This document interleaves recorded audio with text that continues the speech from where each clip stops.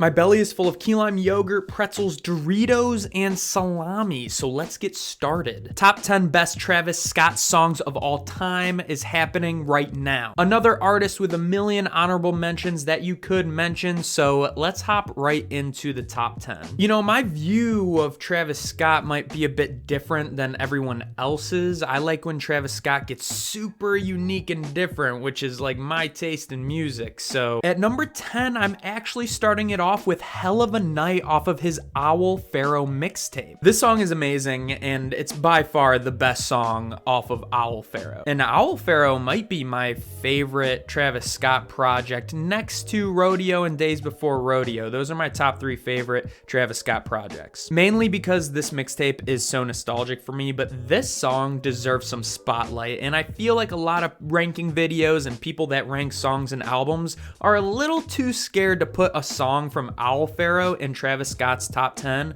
but here I am doing it. Honestly, the piano and the vocal chops in the first half of the beat is very light, it's fun, it's pleasant to listen to, and then the beat switch in the middle, which we'll talk about a few times. Travis Scott is really known for his beat switches in the middle of an instrumental. The 808 drop gives the song so much depth and so many layers, as with many of Travis Scott's songs. And in this track, not only do we hear what like a little bit of future Travis Scott would sound like with a great melody and a lot of fun, but we hear a lot of old Travis Scott with, dare I say, his real rap voice with barely or no auto-tune at all, little to no reverb. It's just his pure raw rapping voice. And I really love his old rapping voice, to be honest. I wish he would go back to it because I love his tone of voice. I love his accent, everything that he provides in his raps. The song is a lot of fun, obviously talking about his party antics as he does quite often, but my favorite Travis Scott song at number 10. At number 9, I have Way Back off Birds in the Trap Sing McKnight. The first thing you hear on this track and the first thing that really sticks out to you are those Kid Cudi hums that Kid Cudi is so famous for. They're always a vibe, and if you have Kid Cudi at all on any songs,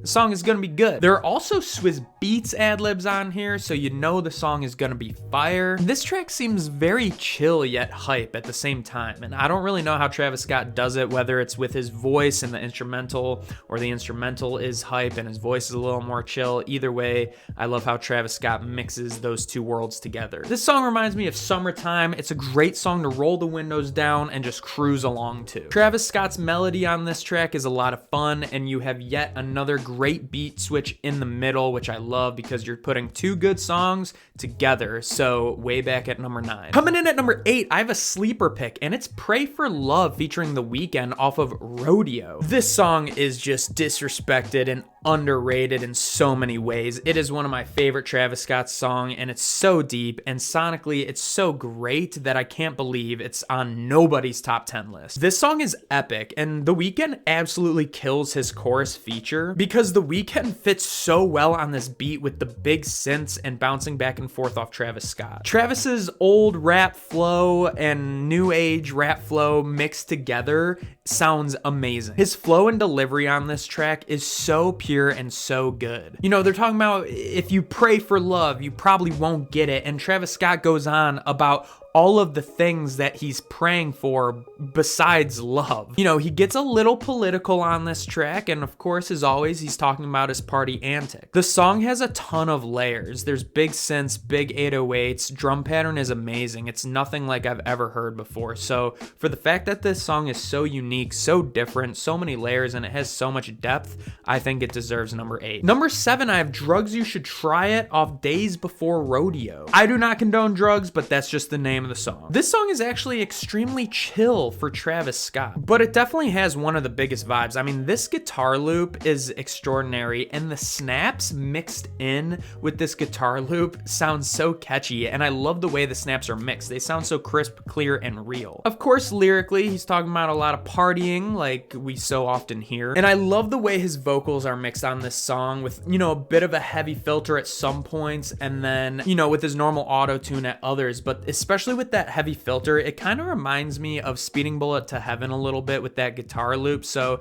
it's got such a good vibe. Love this song. If you don't like drugs, you should try it. What are you doing? Number 6, I'm going with Through the Late Night featuring Kid Cudi off Birds in the Trap. I think this song is such a vibe. I think it's a great late night song, whether you're laying in bed, you're talking to people out late night, bonfire, cruising with the windows down, heat on your feet, cruising down the highway, whatever you're doing, it is a great song to listen to late at night. Of course, Kid Cudi's hums are back once again. They are going to send chills down your spine. And honestly, this song is so high because of Kid Cudi. Kid Cudi's verse is so fire, the chorus is fire, his hums are fire, everything is great. Anytime Kid Cudi has ad-libs, as I always say, it's always quite magical. And Cudi's flow on this track was an old Kid Cudi flow that Kid Cudi fans have been craving so much at the time when this album came out. So the song sounded very nostalgic to a lot of Kid Cudi fans. And I feel like Kid Cudi fans also cross over with Travis Scott fans, so this song is just gonna be loved. But when Travis Scott's verse comes in, it's great because he has that classic day and night flow. Kid Cudi's hit from 08. He has the day and night flow. A little bit lyrically, I think, is the same,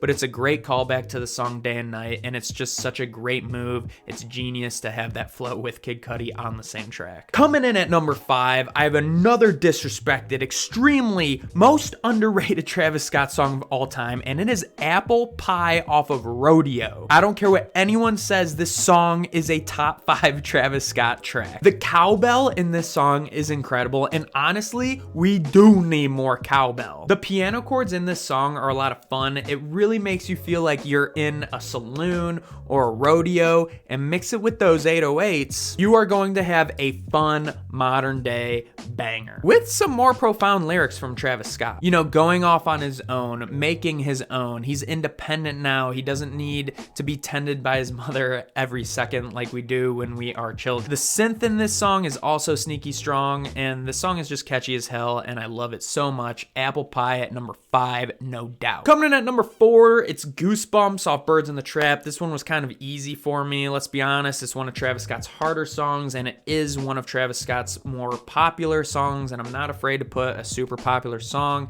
at the top of a top 10 list. So many people love this song because it's so catchy. You can listen to it whenever. I mean, everybody loves this song. Everybody loves Goosebumps, therefore Goosebumps at number 4. Coming in at number 3, I have Sicko Mode featuring Drake off ASTROWORLD. Almost the same reason. This song is definitely Travis Scott's most popular. It's a meme. Drake absolutely kills his verse. The intro is iconic. The drop is very iconic and technically sound. So even though the song is super popular, technically this song is mixed mastered very well. The 808 in this song is very distorted, and I love it. And even if this song wasn't so popular, I would still absolutely love this song because it goes so hard. It's not Travis Scott's best rapping by any means, but the instrumental is just so damn good, it has to be top 3. Coming in at number 2, I have Oh My This Side featuring Quavo off of Rodeo. This is the second track off Travis Scott's debut album, and I actually think this song's a bit underrated too. There are so many great layers and so much to this song that makes the song deserve this number 2 spot. The guitar loop is so chill, and Travis Scott and Quavo always sound so good together. I just think their tone of voices match really well. The melodies on this track are very catchy, and the drum pattern on this song isn't so generic where I feel like I've heard the song a million times. I think it was unique enough to set it apart from the rest. Halfway through the song, you have another Travis Scott famous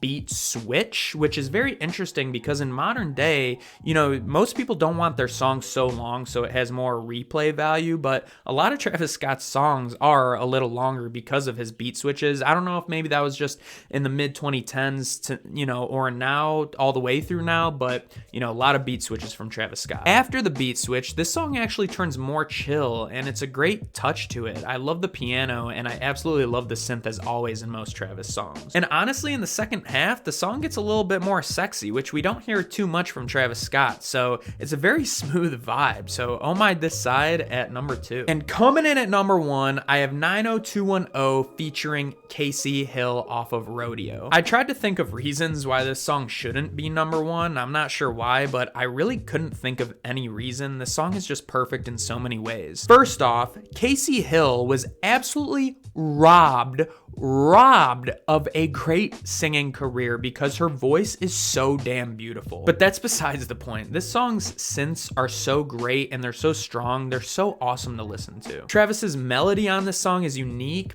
It's tasteful and it's very pleasant to listen to. And of course, he's talking about Valley Girls and he's having a Valley Girl comment on his raps in the background, which I think is a great touch. Of course, you have another beat switch halfway through the song, and I think the composition of this song overall is what makes it number one. The piano on the back end fits really well. Even though it's chopped up a bit, it still reminds me of, olden days. Travis Scott's flow on this song is one of the best. He switches it up a lot. The song takes you on this wild journey. Like, the first half feels a little more futuristic, the second half feels a little more old school, but all in all, it feels like two amazing songs squished into one epic song, and that's why it's number one. Just the beat, the lyrics, the feature, the flows, the deliveries, the energy is all just top tier on this song. So 90210 featuring Casey Hill at number one. So give me your top 10 Travis Scott songs list in the comments below. I'm very interested to hear all of your opinions. Thank you all so much for coming by. If you liked the video, hit a like, and if you haven't yet, subscribe to the channel if you love talking music just as much as I do. As always, you can follow me on Instagram, Twitter, and Twitch at EJSpark1, and you know what it is. It's peace, love, I love s'mores. EJ, out.